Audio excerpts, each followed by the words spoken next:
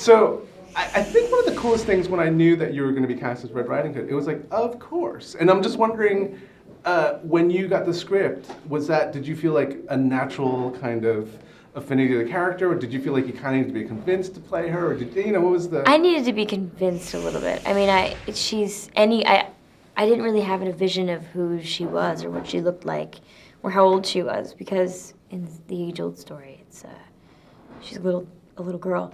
So yeah, I think I wanted to see Catherine's vision, and as soon as I saw that, I was like totally on board. I mean, Leonardo DiCaprio is producing it. He always chooses great roles. I mean, great projects to be involved in, whether it's his, he's acting or producing, and they all kind of thought, yeah, you'd be perfect for it, and I was just like, I want to be a part of this. I think it's a great team, but it's a lot of responsibility, and I don't know, if people want to see me as Red Riding Hood, but that's all my insecurity, because at the same time, it's like anybody could play Red Riding Hood, any girl, and I think, I think Catherine had her vision of how I would be specifically, how I would look, and what did she tell you in cool. particular? Was this like, what did she see, and did you agree with her, or did you feel like you needed to adjust a little bit to kind of make it your own? Actually, she saw a brunette, and I was like totally down. I'm totally gonna dye my hair.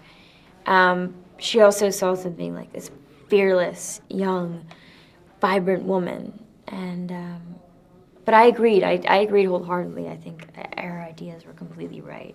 What's really cool about this film also is this is not, because when I was growing up, when I read the story, there's this whole thing about, don't talk to strangers and stuff, but this has nothing to do with that aspect. It's really about a girl. I don't know, what's your take? Because she stays independent the whole way through, even to the end. I'm not going to do any spoilers, but it's just like she doesn't, I don't know, it's very different from what I kind of remember. Yeah, she's this young girl who knows what she wants and what she needs.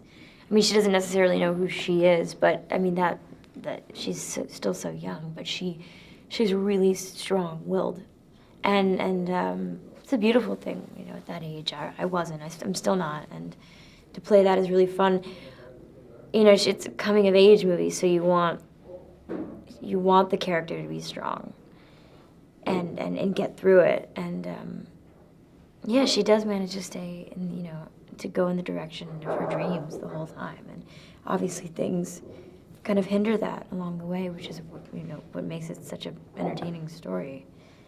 Your career has been interesting in the sense that it seems, from an outsider's point of view, that it's taken a very fast ride, and so is that stressful for you, or do you feel like there's a way for you to kind of not freak out with all the pressure that may come with the fact that you're the star of a film, that kind of stuff? I think I came into it pretty slowly. From my perspective, I was doing the co-starring roles, and then I started, and then I got to be the lead in a big ensemble movie, so it wasn't on my back, and then I got to, and then I was a lead co-star in another movie, and then another lead co-star, and then all of a sudden I have my own movie, and then I'm a co-star again. It's just like, I feel like it's been for me it's been a slow climb into being the face and the title character. I think it's always big responsibility, and that's daunting in the beginning before I take the movie on. But when it comes out, I don't know. It's not,